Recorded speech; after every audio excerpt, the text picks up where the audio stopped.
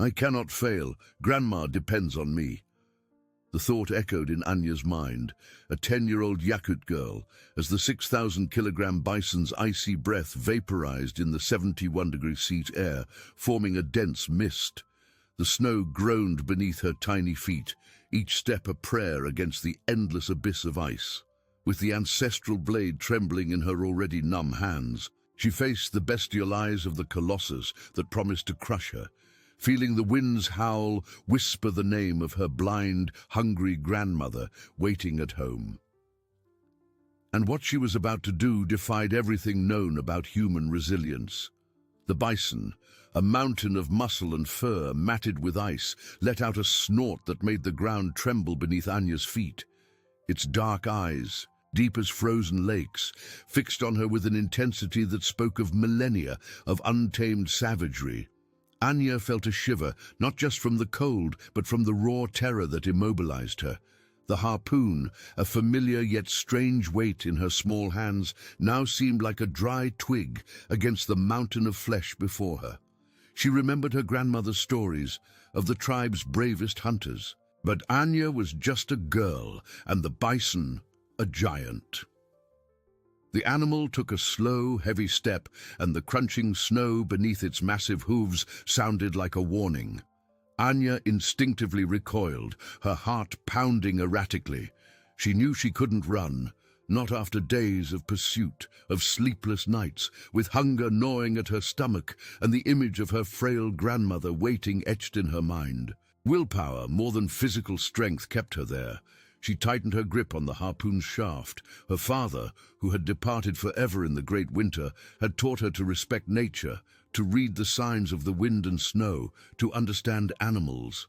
It wasn't about brute force, but about intelligence and patience. The bison lowered its head, scraping a pointed horn against the snow. A menacing gesture, Anya understood. It was a challenge. She needed a plan, something beyond confronting the beast's fury. Her eyes swept the desolate landscape, searching for any advantage. There was a small rocky outcrop to her right, covered by a thin layer of ice. It wasn't much, but perhaps enough. She needed to unbalance the giant, tire it out, make it use its own mass against itself. Taking a deep breath, feeling the icy air burn her lungs, Anya stepped forward, not towards the bison, but in a calculated arc, trying to flank the animal. The bison, accustomed to direct confrontations, seemed confused, its eyes following the small figure's unexpected movement. Anya knew every second was precious. She needed to be quick, precise, and above all, invisible to the animal's fury. The harpoon wasn't for killing, but for guiding, provoking, creating an opening. She remembered how the older hunters used cunning to corner larger animals, using the terrain to their advantage. YAKUT taught humility, but also intelligence. The impatient bison charged with a deep roar, its hooves kicking up clouds of snow. Anya rolled to the side, feeling the wind from its horn pass inches from her head. Fear chilled her blood, but the image of her grandmother rekindled her determination. She quickly got up and ran towards the rocky outcrop, drawing the bison's attention. It followed her, its colossal mass gaining momentum. This was the moment. When the bison was almost upon her, Anya leaped to the side, using the rock as a pivot. The giant, unable to stop in time, slipped on the treacherous ice of the elevation, its hind legs losing traction. A guttural sound of fury escaped as it tried to regain its balance. Anya saw the opportunity. With a cry from her soul, she lunged, using the harpoon as a lever, pushing hard against the animal's side, taking advantage of its imbalance. The bison, struggling against the ice, toppled heavily, the snow exploding in a white cloud. It wasn't dead, but stunned and trapped. Anya, exhausted and breathless, fell to her knees. The silence that followed was broken only by her pounding heart and the continuing howl of the wind. She had succeeded. The giant was brought down. Anya, knees pressed into the snow, trembled, no longer from cold, but from relief and dread. The bison, a colossus of fur and muscle, lay motionless, hind legs trapped in the ice, heavy head sunken. A low, hoarse groan escaped, piercing the tundra's silence and Anya's heart. She had brought it down, but the victory felt as heavy as the beast itself.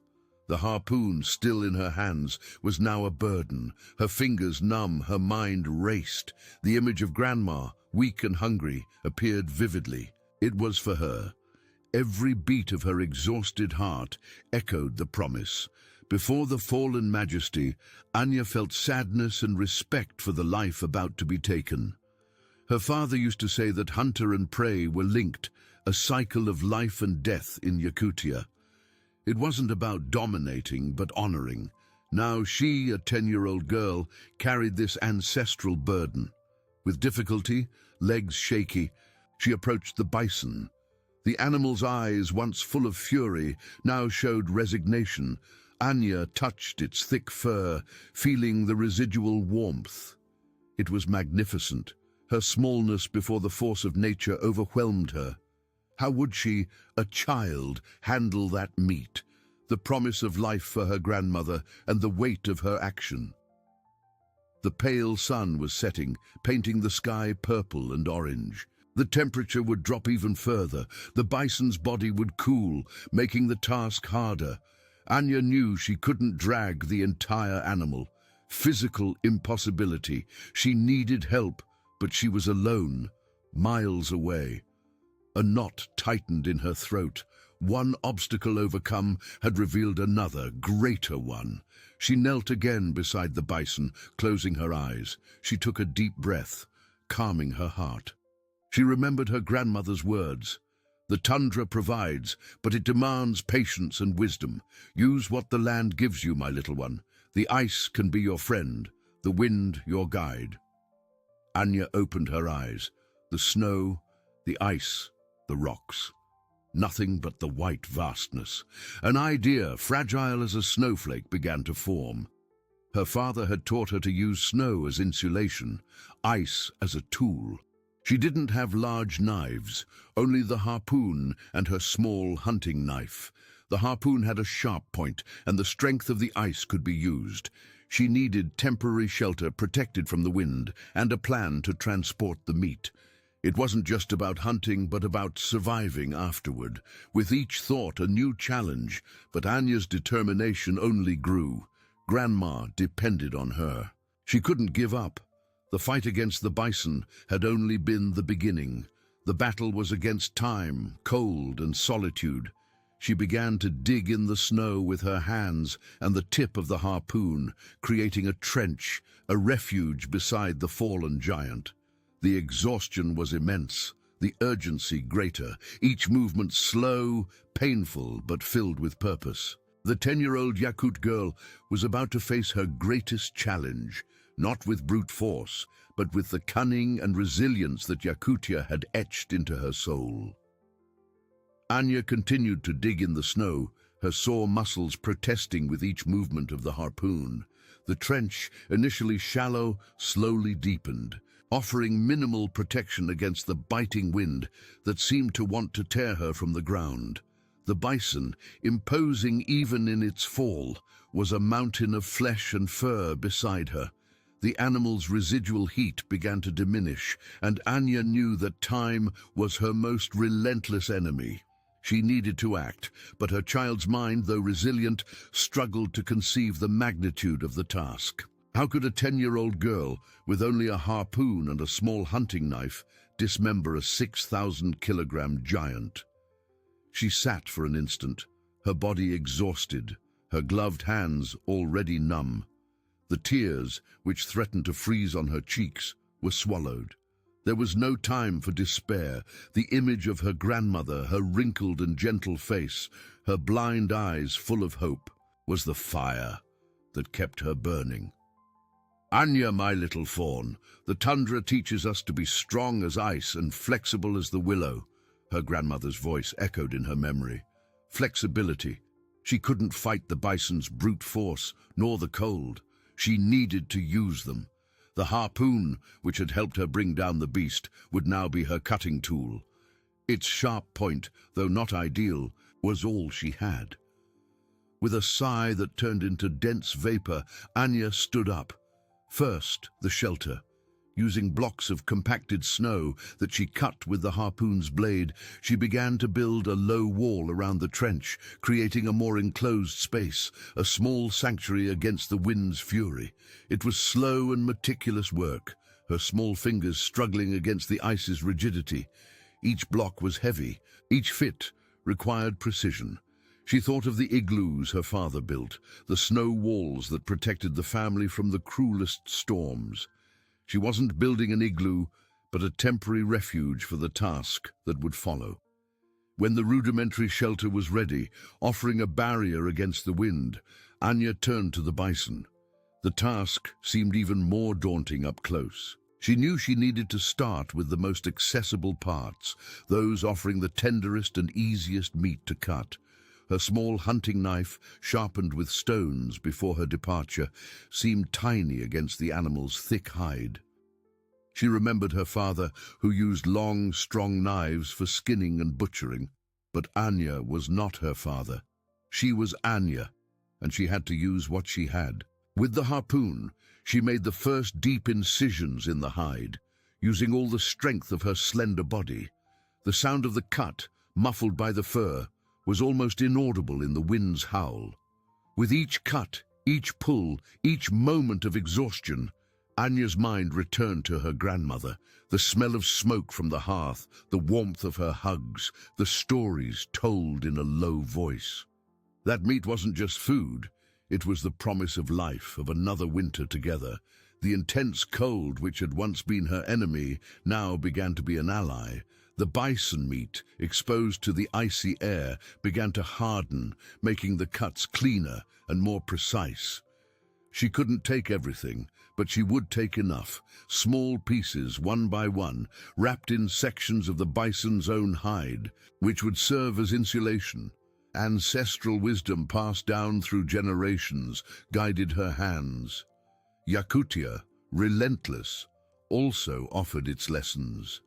Anya worked tirelessly, the sun setting and darkness swallowing the tundra. The flickering light of the aurora borealis began to dance in the sky, a majestic spectacle that, under other circumstances, would have enchanted her. But now, it was just a faint light to illuminate her monumental task. She cut, separated, and stacked the pieces of meat, each one a victory over hunger and despair. The weight of each piece in her hands was the weight of hope. She didn't know how she would transport them, but she knew that somehow she would find a way. The promise to her grandmother was stronger than the cold, stronger than the exhaustion, stronger than the tundra itself. She would survive. They would survive. Anya worked tirelessly under the ethereal light of the aurora borealis, which painted the sky in shades of green and purple, transforming the tundra into a magical, icy stage. Each cut with the harpoon, each piece of meat separated from the bison's colossal carcass, was a silent testament to her willpower. Her small muscles burned, and the cold penetrated her fur gloves, but she didn't stop. The image of her grandmother, her faint smile and the promise of a future, was the warmth that kept her from freezing. She stacked the pieces of meat, some large and heavy, others smaller, easier to handle, on an improvised sheet made from a section of the bison's own hide. The hide, still warm in some spots, offered a base for what would be her treasure. The smell of blood and fresh meat, mixed with the icy air, was a constant reminder of the life that was gone and the life that would be saved. Anya knew that every gram was precious. She couldn't afford to waste anything. She used her small hunting knife for the finer cuts, separating tendons and membranes, remembering her father's lessons on how to utilize every part of the animal. "Respect the hunt, Anya. It gives us life," he used to say, and now she understood the true meaning of those words. Her fingers, though agile, were slow from the cold, and the task seemed endless. Hours passed, or perhaps they were just minutes in the eternity of that polar night.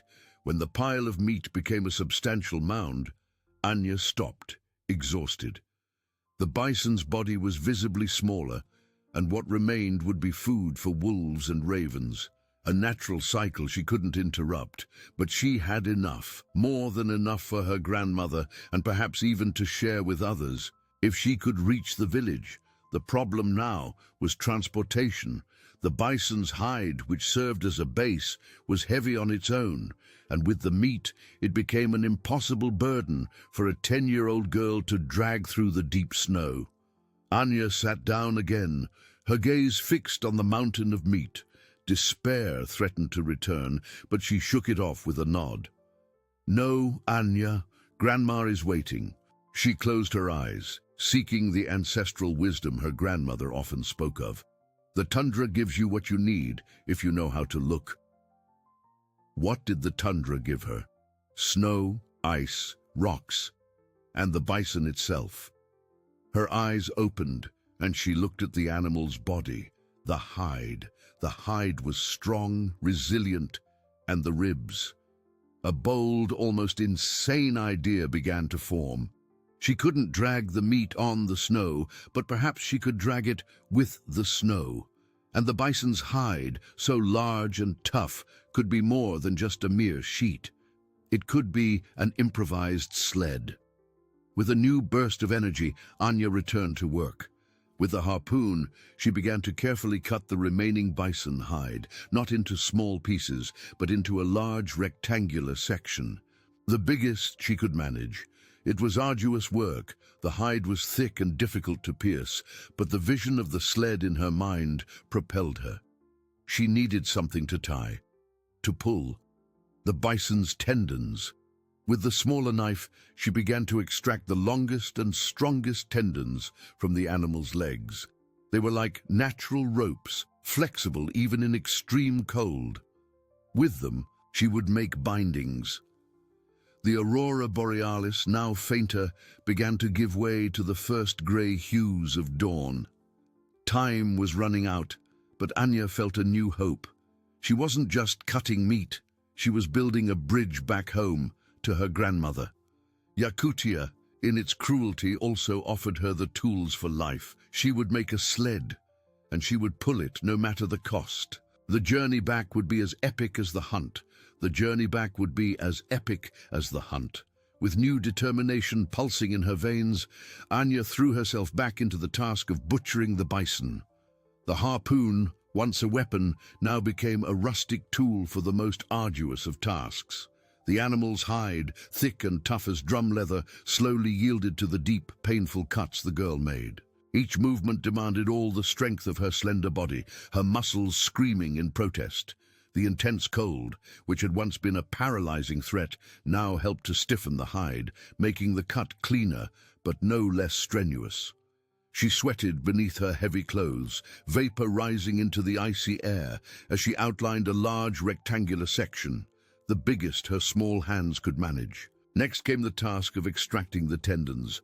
With her small hunting knife, Anya worked with precision, remembering how her father always utilized every part of the hunt. The tendons, long and fibrous, were like natural ropes, surprisingly flexible even in the freezing temperature. She cleaned them of snow and blood, carefully coiling them. They would be the bindings, the ties that would secure her grandmother's hope to the improvised sled. With each tendon extracted, with each knot she imagined tying, the image of her grandmother, her wrinkled face, and the smile she loved so much became more vivid, more real. With the large piece of hide spread on the snow, Anya began to arrange the pieces of meat, the largest and heaviest in the center, the smaller and more delicate ones at the edges, all carefully wrapped to protect them from wind and ice. The pile of meat, now a considerable mound, was the tangible proof of her victory. She used the tendons, tying them firmly around the hide and meat, creating a compact and, she hoped, secure package.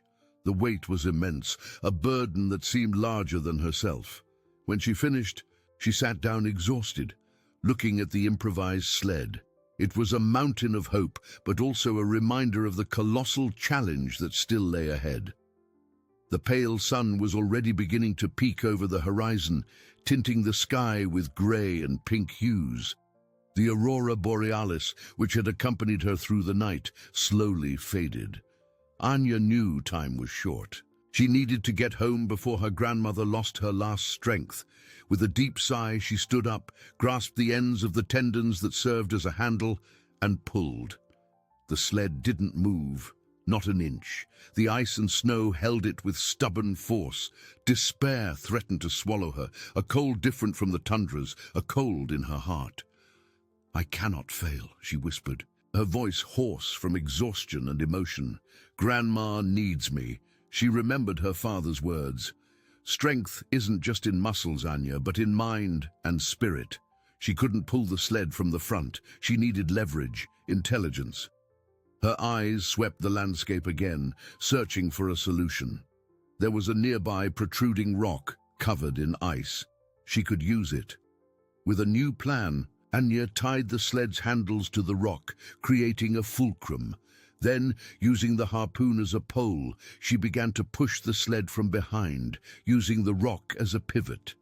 It was a slow, painful, but effective movement.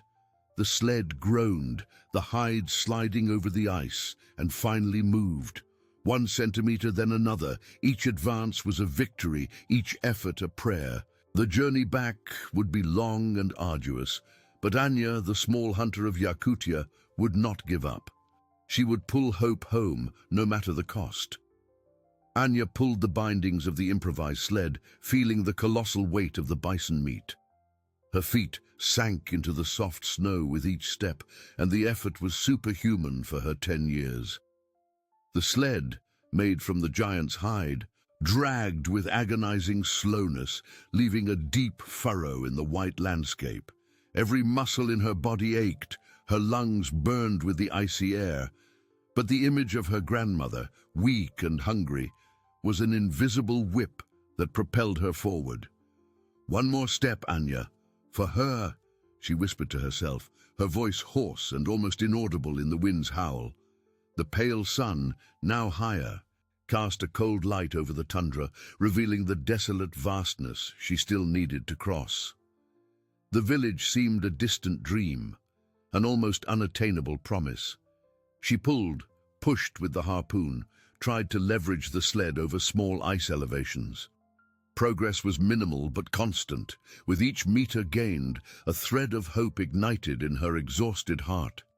Suddenly, without warning, the ground beneath the sled gave way. There was no cracking sound, just an abrupt sinking, as if the snow had swallowed part of the load. Anya was pulled back violently, the bindings almost slipping from her numb hands. The sled, with its precious contents, tipped to one side, half of it hanging in a hidden crevice, a treacherous trap camouflaged by the freshly fallen snow. Anya's heart pounded. Panic chilled her veins, more intense than Yakutia's cold. The meat, her grandmother's life, was at risk.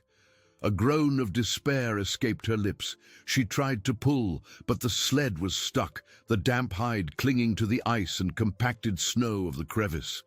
Each attempt to move the sled only made it sink deeper, threatening to unbalance the rest of the load. The tendon bindings, once so firm, stretched dangerously, and Anya feared they would snap. If she lost the meat there, in that forgotten hole in the tundra, everything would have been in vain. The tears, which she had managed to hold back for so long, finally streamed down, freezing into tiny crystals on her red cheeks. She sat in the snow, head bowed, the weight of failure crushing her. It was too much. She was just a girl. How could she overcome such a cruel, unexpected obstacle? Her grandmother's voice, however, echoed in her mind again, not like a whip, but like a warm embrace.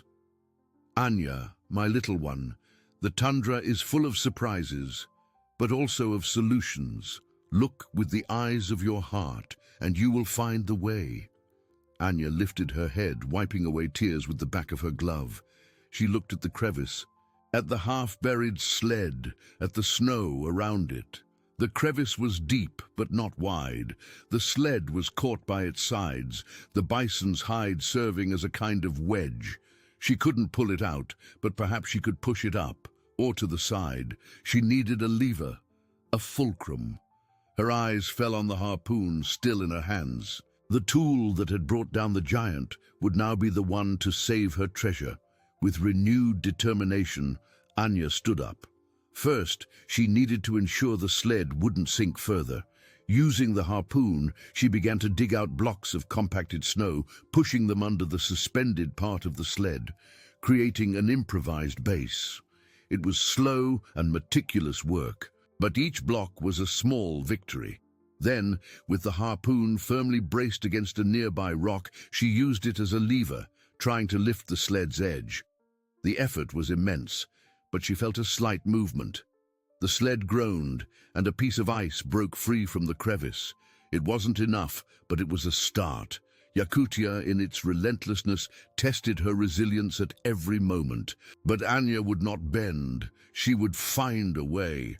Anya would not bend. She would find a way. With hands trembling from cold and effort, Anya gripped the harpoon with renewed strength. The metal tip, which had pierced the bison's hide, was now her ally against the stubbornness of the ice. She plunged the harpoon deep into the compacted snow beside the crevice, creating a firm anchor point. Then, with the full weight of her slender body, she pushed the harpoon's shaft against the sled's edge. The muscles in her arms and shoulders protested, but she ignored the pain. The image of her grandmother's hungry face was a silent scream that propelled her. The sled groaned again, a dragging, slow sound, 1 centimeter, 2. The bison's hide, damp and heavy, began to slide with difficulty over the ice.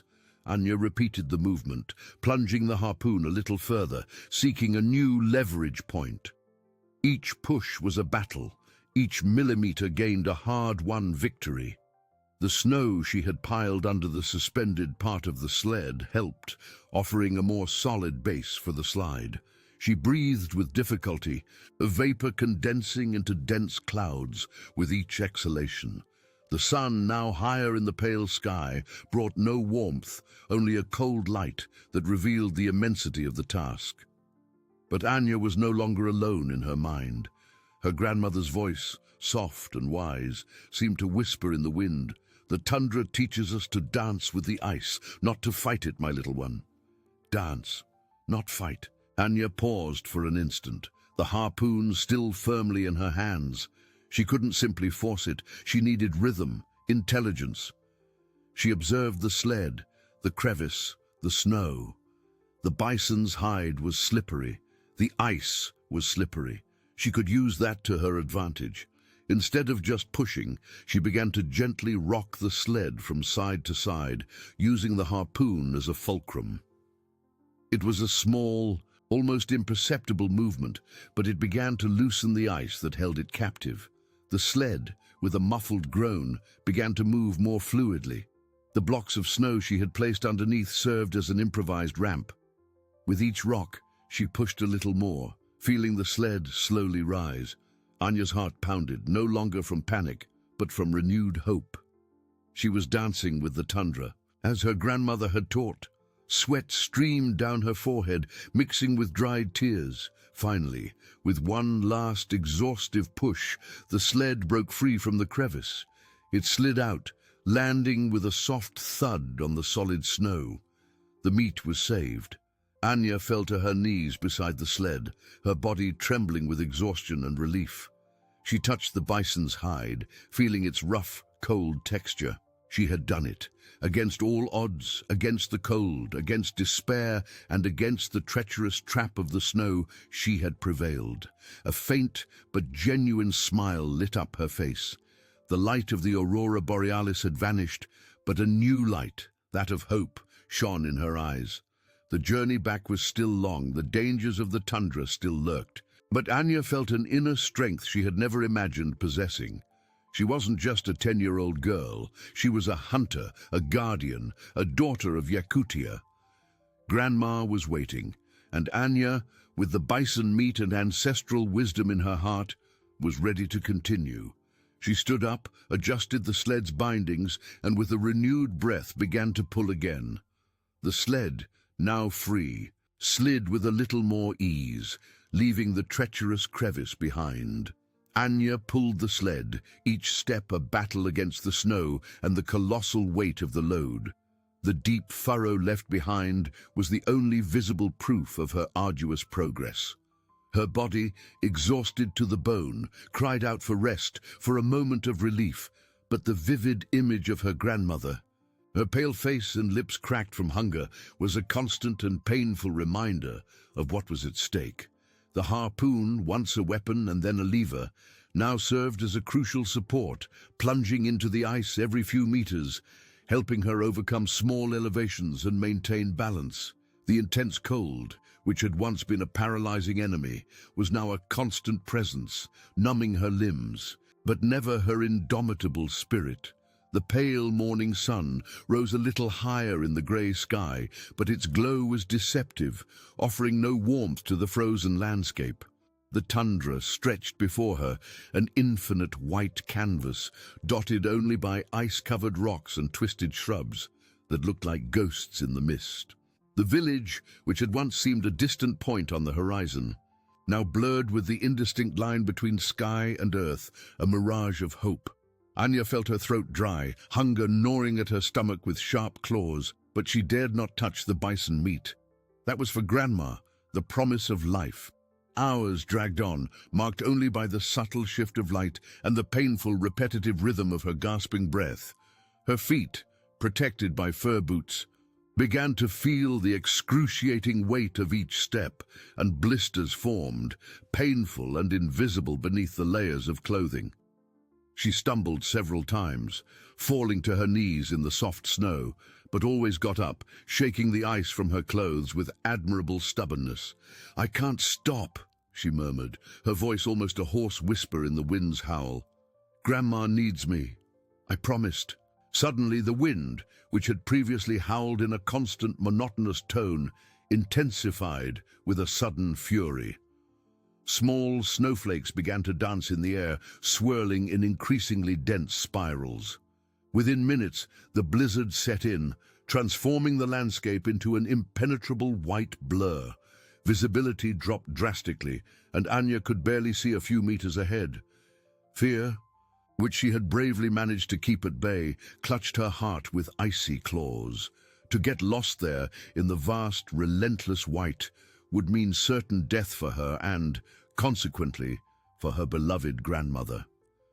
She pulled her hood further down, trying to protect her face from the sharp ice crystals that whipped her exposed skin. The sled, once a heavy burden, now seemed like a boat, adrift in a churning sea of snow.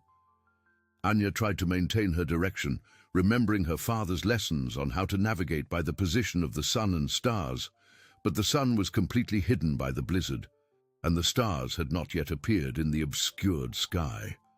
She was blind, guided only by intuition and the desperate need to get home. Each step became more uncertain, each movement an act of faith. The snow accumulated rapidly, making the terrain even more difficult and treacherous. She felt a different kind of chill, not from the external cold, but from an overwhelming solitude that invaded her soul. She was alone, a small figure in a vast and indifferent world where nature showed its cruelest face. The tears, which she had managed to hold back for so long, finally streamed down, mixing with the melted snow on her face, freezing into tiny diamonds of pain. She stopped, her body trembling uncontrollably, and hugged the harpoon as if it were her only link to reality, the only object capable of anchoring her. But then, a voice in her mind, her grandmother's soft and wise voice, whispered again, clearer than the wind's howl. "The tundra is a mirror. Anya, it reflects the strength you have within you. Believe." Anya closed her eyes, taking a deep breath, searching for that inner strength. She had the strength. She couldn't see the way, but she could feel. She could feel the wind's direction, the subtle slope of the terrain beneath her feet, the promise in her heart. She stood up, adjusted the sled's bindings, and with a renewed breath of determination began to pull again. The sled, now free from the crevice, slid with a little more difficulty under the fresh snow, but she would never stop. The tundra was relentless, but Anya was more so. She would continue, no matter what. Grandma was waiting, and Anya would not disappoint her. The blizzard engulfed Anya, a white curtain descending from the heavens, extinguishing the already faint morning light. Each step was a struggle, the wind howling like 1,000 hungry wolves, whipping sharp snowflakes against her already numb face. She pulled the sled, the weight of the bison meat seeming to increase with each meter, burying itself deeper and deeper in the rapidly accumulating snow. Her lungs burned with the icy air, and her breath escaped in dense clouds that instantly dissipated. Visibility was almost nil. Anya stretched her hand forward and could barely see her fingertips. The tundra, once a landscape of silent vastness, had transformed into a disorienting white chaos. She no longer saw the familiar rocks, nor the twisted shrubs that served as landmarks. She was blind, guided only by the wind's direction, which at times seemed to shift, mocking her determination. Fear, which had been a distant whisper, now screamed in her ears, mixing with the storm's howl. What if she was going in the wrong direction? What if she got lost forever in this white immensity? Grandma. The image of her grandmother's wrinkled, pale face, her blind eyes that trusted her, was the only anchor amidst the whirlwind of snow and despair. "I cannot fail," she repeated, her voice hoarse and almost inaudible, but charged with unshakable strength. She remembered the stories her grandmother told on long winter nights about lost hunters who found their way back by following the patterns of the snow, the murmur of the ice, the subtle inclination of the terrain. "The tundra speaks, Anya," her grandmother would say. "You must learn to listen." Anya closed her eyes for an instant, focusing not on what she saw, but on what she felt. The wind, though chaotic, had a predominant direction. The slope beneath her feet, though gentle, indicated the descent into the valley where the village was nestled. She opened her eyes, a new determination shining in them. It wasn't a brute force struggle against the storm, but a dance, an adaptation. The harpoon, still in her hands, became an extension of her body, feeling the ground ahead, testing the snow's depth, seeking the firmest path. She began to move with a slower, more deliberate rhythm, each step an act of faith. Suddenly, the ground beneath her left foot felt softer, fluffier than usual. Before she could react, she sank up to her knee, and the sled, with its colossal weight, pulled her back. Anya fell into the snow, the harpoon slipping from her hands, her face buried in the damp cold. Panic threatened to overwhelm her again. She was exhausted, her muscles aching, her mind clouded. But her grandmother's voice, "Believe in the strength you have within you," echoed once more. She reached out, fumbling in the snow until she found the harpoon's shaft. With a monumental effort, she pulled it close, using it to hoist herself up. The spot where she had fallen was a natural depression, covered by fresh snow, an almost invisible trap. Had she continued, the sled might have tipped over again. Anya took a deep breath, the icy air burning her throat. She had stumbled, fallen, but she hadn't gotten lost. The tundra, in its cruelty, also gave her warnings if she knew how to listen. With the harpoon, she began to probe the ground ahead with even more care, veering away from softer areas, seeking the firmest ice. Progress was glacial, but each step was a victory against the storm that tried to swallow her. She didn't know how much time had passed, but exhaustion was a thick fog in her mind. The sun was still hidden, and the blizzard showed no signs of letting up. However, amidst the white chaos, Anya felt a subtle change in the air, a faint, almost imperceptible scent that she knew so well. Burning wood smoke. It was faint but unmistakable. The village. It wasn't a mirage. It was real, a wave of hope, warm and powerful. Swept away the cold and fatigue. Grandma was waiting, and Anya, with the bison meat and ancestral wisdom in her heart, was closer than ever. She would not give up. Anya smelled the smoke again, stronger this time, a warm, familiar breath that cut through the biting cold of the blizzard. It wasn't an illusion, not despair playing tricks on her exhausted mind. It was real. It was the village. A wave of energy, almost electric, coursed through her numb body, expelling fatigue for an instant. Her eyes, previously fixed on the impenetrable whiteness, now sought the origin of that saving aroma. Hope, which moments before had seemed like a dying ember, now burned with renewed strength in her chest. "Grandma," she whispered, and the word, laden with love and promise, seemed to give her new breath. She adjusted the sled's bindings, which seemed to have lost some of their colossal weight in the face of that discovery. The harpoon, which she held firmly, was now not just a support, but a guiding staff, feeling the ground ahead, seeking the safest path through the ceaselessly accumulating snow. The blizzard still howled with fury, ice flakes whipping her face. But Anya no longer felt the same despair. The smell of smoke was her beacon, her invisible compass in the white darkness. She couldn't see, but she could feel. She could feel the proximity of home, the promise of warmth, of food, of safety for her grandmother. Each step, once a torture, was now propelled by an inner strength, an ancestral stubbornness that refused to yield. Her feet, though aching and numb, moved with a determination that defied exhaustion. She imagined her grandmother sitting by the fire, perhaps with wrinkled hands extended towards the warmth, waiting for her. That image was a balm for her weary soul, a constant reminder of the purpose of her epic journey. The smell of smoke intensified with every few meters, mixing with a subtle aroma of damp wood and, at times, a faint hint of cooking meat, though the latter might just be hunger playing tricks on her senses. She began to distinguish a muffled sound, a distant murmur that seemed to come from beneath the wind's howl. It was the sound of life, the sound of the village, breaking the tundra's oppressive silence. Her heart quickened, beating a rhythm of joy and anticipation. Anya pulled the sled with a final effort, feeling the friction of the bison's hide against the snow. The terrain began to flatten slightly, and she realized she was descending a small incline. It was the valley where the village was nestled, protected from the strongest winds. The blizzard, though still dense, seemed to lose some of its intensity there, as if the earth itself were offering shelter.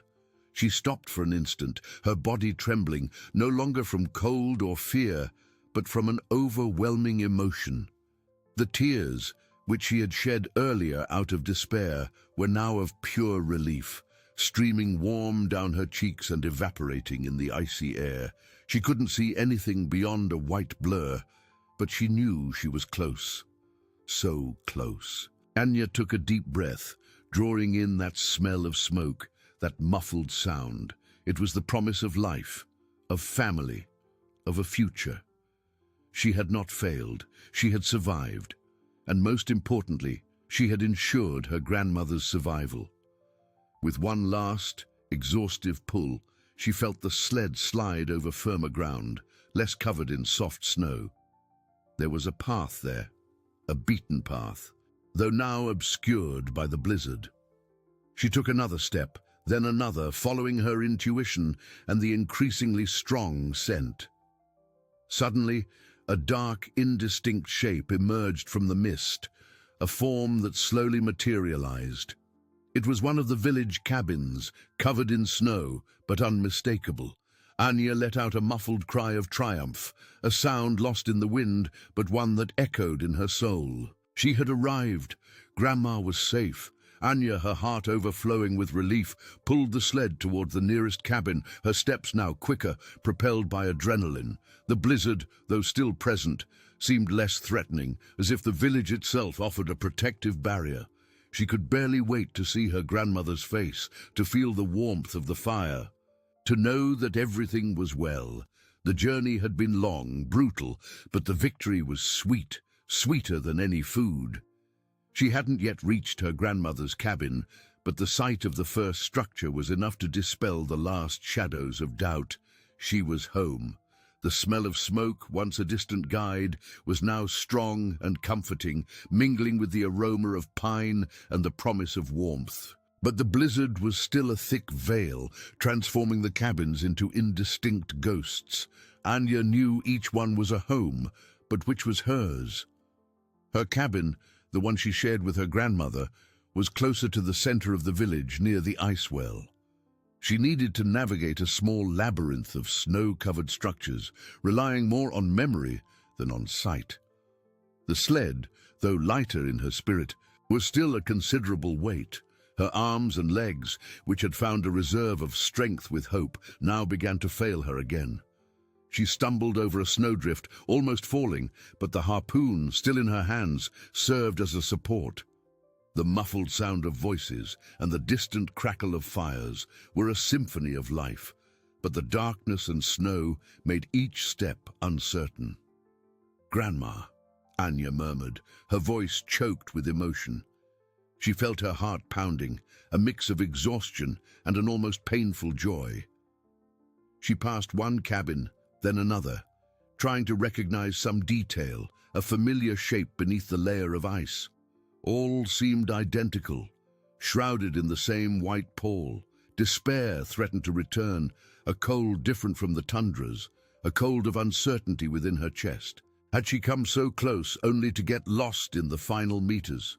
Then a sound, a faint but unmistakable sound, the melody of an ancient song, a lullaby her grandmother always sang on the coldest nights.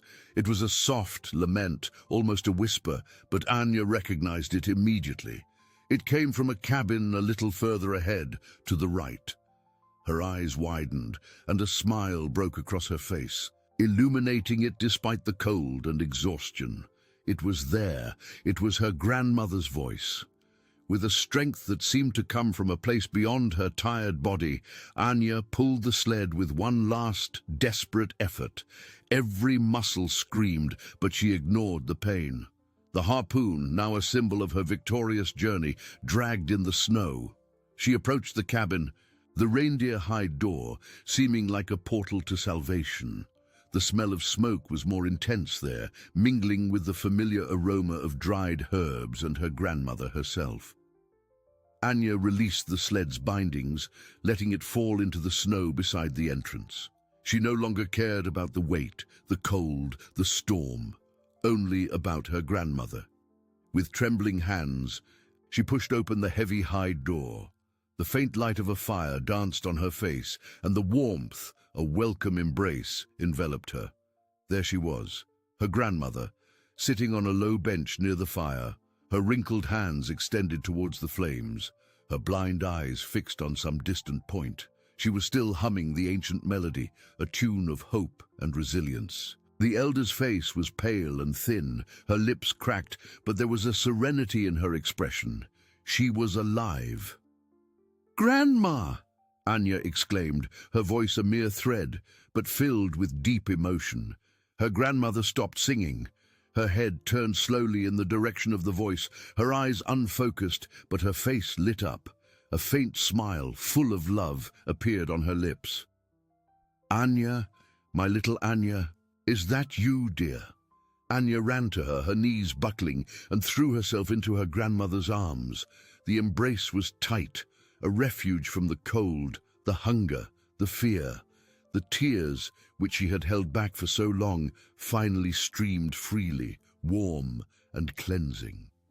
Her grandmother hugged her back, her delicate hands stroking the girl's icy hair. "I knew you would come back, my brave one." Her grandmother whispered, her voice choked. "I knew it."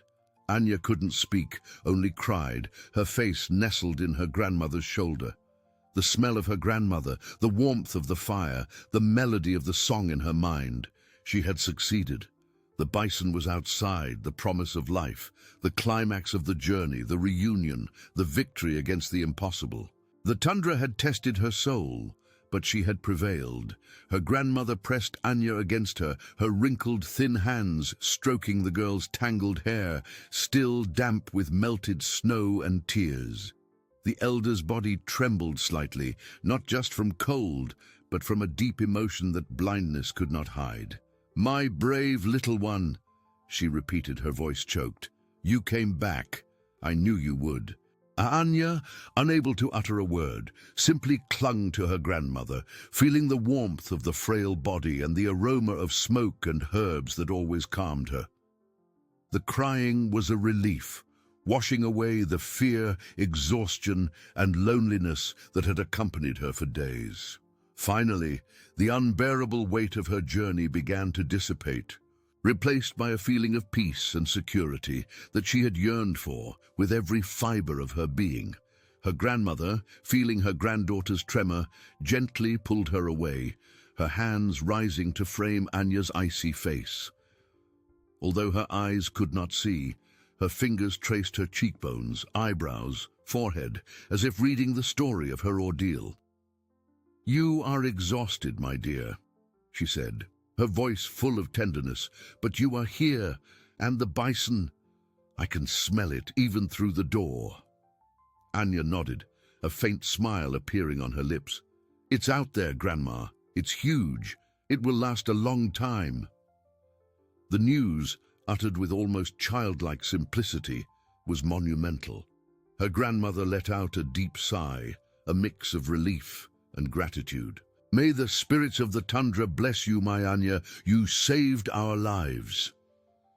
The girl felt a flush of pride, but exhaustion was a heavy cloak that began to envelop her again. She pulled away from her grandmother, her knees still trembling, and pointed towards the door. "I need to bring it inside, Grandma, before the wolves, or the cold spoils it." Her grandmother shook her head. "No, my flower. You can barely stand. Rest. I will call the neighbors. They will come. They always come when there is need. And when there is such a grand hunt, they will come with joy." As if in response to her words, a muffled sound of voices and footsteps in the snow began to approach the cabin. The blizzard, which seemed to have lessened its fury, allowed the sounds of the village to reach them. The hide door opened again, and the face of Old Boar, an experienced hunter and longtime neighbor, appeared, covered in snow and concern. His eyes widened as he saw Anya and her grandmother, and then the sled and the dark bulk of the bison in the snow. "Anya, you're back! And the bison!" "Is it true? Is it the bison?" Boar exclaimed, his voice hoarse but full of astonishment and reverence. Other faces appeared behind him, their eyes fixed on the sled, then on Anya's small figure, who seemed almost to faint from exhaustion. The news spread like wildfire through the village, and within minutes the cabin was surrounded by neighbors, all marveling at the girl's feat. They helped drag the bison to an improvised shelter, a task that required the strength of several men. The meat, though frozen, was a promise of life, an invaluable treasure. While the men worked, the village women, with looks of admiration and affection, helped Anya remove her wet and frozen clothes. They sat her near the fire, offering her a bowl of hot broth, made with the last reserves of reindeer meat. Anya drank slowly, feeling the warmth spread through her veins, heating her from the inside out. Her grandmother, sitting beside her, held her hand, her blind eyes fixed on her granddaughter's face, a serene smile on her lips. "You are the bravest of us, Anya," one of the women whispered, stroking the girl's hair. "Your father would be proud." Anya looked at her grandmother, who squeezed her hand in a gesture of confirmation. Hunger and cold were still there, but the immediate threat had been averted. The village was safe, and so were they. The young huntress, exhausted but victorious, closed her eyes, feeling the warmth of the fire and the love of her family and community. She had faced death, and she had brought life. The tundra, in its relentless vastness, had witnessed the birth of a legend, an eternal symbol of human resilience. The peace, so well-deserved, finally enveloped her. The smell of smoke, the crackle of the fire, the soft voices of the neighbors, everything mingled into a lullaby that carried her into a deep, restorative sleep. The conflict of hunger, cold, and despair had been resolved. The human connection, the community's altruism, and Anya's triumph shone brighter than the Yakutian sun. Little Anya, the girl who faced a titan, had secured not only survival, but hope. Little Anya, the girl who faced a titan, had secured not only survival, but hope. Anya woke slowly, the fire's warmth comforting her, a blessed contrast to the cold that had pursued her for days. Her muscles still ached, a vivid reminder of the battle and the journey, but the pain was now a distant echo, muffled by the feeling of security and peace. She opened her eyes and saw the cabin ceiling, tinged orange by the glow of the flames.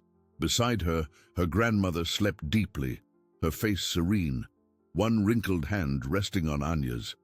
Anya gently squeezed it, feeling the faint but constant pulse of life. Outside, the blizzard had ceased. A deep, clean silence enveloped the village, broken only by the crackle of the fire and the distant murmur of voices. The rich, promising smell of roasted meat hung in the air, filling the cabin with an aroma that was the very essence of life. The neighbors had worked tirelessly through the night. The bison that giant Anya had brought down was being processed and stored, its abundant meat ensuring that hunger would not visit the village for many winters. A portion was already cooking, a feast of gratitude and celebration. Her grandmother awoke with a sigh, her blind eyes turning towards Anya. A soft smile appeared on her lips. "Are you awake, my brave one?" she whispered, her voice still a little hoarse from sleep. "How do you feel?" Anya sat up, feeling a renewed warmth in her body. "Well, Grandma, I feel good." She leaned in and hugged her grandmother again, an embrace that was a promise they would never be alone again. Her grandmother returned the hug, her thin hand stroking the girl's back. "You brought life back to us, Anya, not just for me, but for the entire village." Later, as the Yakutian sun, still faint but present, began to paint the horizon with pale hues, Anya stepped out of the cabin. The village was in motion. Men and women worked together, butchering the bison meat, melting ice for drinking, repairing cabins. Children, previously pale and quiet, now ran and laughed, their energy renewed by the promise of food. When Anya appeared, a respectful silence fell over the community. All eyes turned to her, not with pity, but with admiration and reverence. Old Boar approached, his wrinkled face displaying a wide smile. "Anya, you are the strength of our people," he said, his voice choked. "Your father would be more than proud. You are no longer just little Anya. You are the huntress who defied the tundra and won." Anya felt a flush on her cheeks, but also a sense of purpose. She had acted out of love, out of necessity, but her act had become something greater. It had rekindled the flame of hope in every heart. She looked at the vast and relentless landscape, the same one that had almost swallowed her, and felt a deep connection to it. The tundra was harsh, but it also taught. It taught about resilience, about the strength of will, about the importance of every life. That night, the village gathered for a feast. The bison meat was shared, and the stories of Anya's journey were told and retold, growing grander with each telling. Children looked at her with wide eyes, and the elders nodded wisely. Anya, sitting beside her grandmother, felt the warmth of the community, the love that enveloped her. She had faced death and brought life. She had overcome the impossible. And in doing so, she had etched her name not only into the history of her tribe, but into the very essence of human resilience. Hunger had been driven away, the cold tamed by unity and the warmth of spirit. Little Anya, with her harpoon and her indomitable heart, had become a beacon of hope, an eternal reminder that, even in the most relentless vastness, love and courage can move mountains of ice and nourish the soul of an entire community. Little Anya, the girl who faced a titan, had secured not only survival, but hope. The days that followed the bison hunt were filled with a warmth and unity the village hadn't felt in a long time. The abundant meat, carefully stored in the ice, was a promise of life that would extend for many months, perhaps even years. But more than the food, it was Anya's story that nourished everyone's soul. Anya now was not just the blind elder's granddaughter. She was Anya, the huntress. Children followed her with eyes full of admiration, and the men, once protective, now looked at her with deep respect. She did not become arrogant. On the contrary, the experience had made her more silent, more observant. Her eyes, once full of fear, now carried a serene wisdom, an understanding of the tundra's vastness and ferocity, but also of its beauty and the lessons it offered. Her grandmother, with her health restored and spirit renewed, spent hours telling and retelling the story of the hunt, adding details that only the imagination of a blind and proud elder could create. Anya listened, sitting by the fire, her father's harpoon resting in a place of honor in the cabin.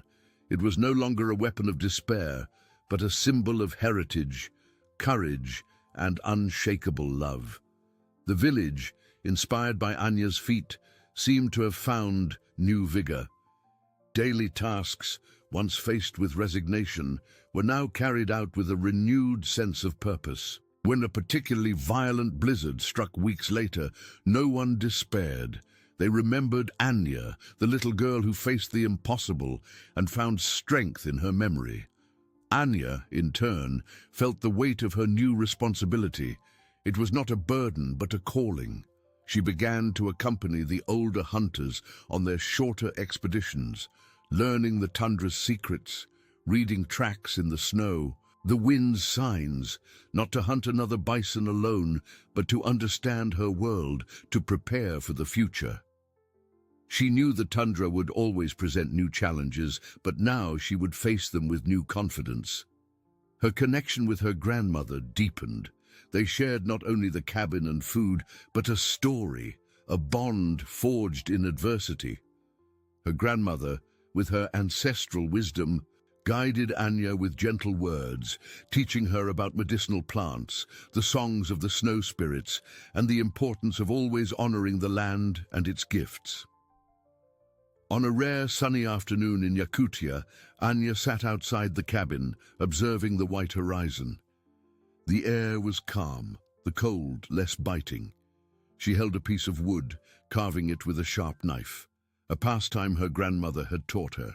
The figure emerging from the wood was that of a bison, majestic and strong. Old Boar approached, sitting beside her. "You have the spirit of your ancestors, Anya," he said, his voice soft. "They live in you." Anya smiled, a smile that reached her eyes and warmed her soul. She was no longer the same girl who set out into the tundra with a heart full of fear. She had found her voice, her inner strength, her place in the world. Life in Yakutia continued to be a constant struggle, but Anya's story was a reminder that human resilience, love for family, and community unity were truly the most powerful weapons against the relentless winter. She had proven that hope, like embers beneath ashes, never truly died out. And with each new dawn, Anya knew that as long as there was love and courage, there would always be a way, even in the coldest vastness. Her legacy was not just the bison, but the flame she had rekindled in everyone's hearts, an eternal beacon in the winter's darkness.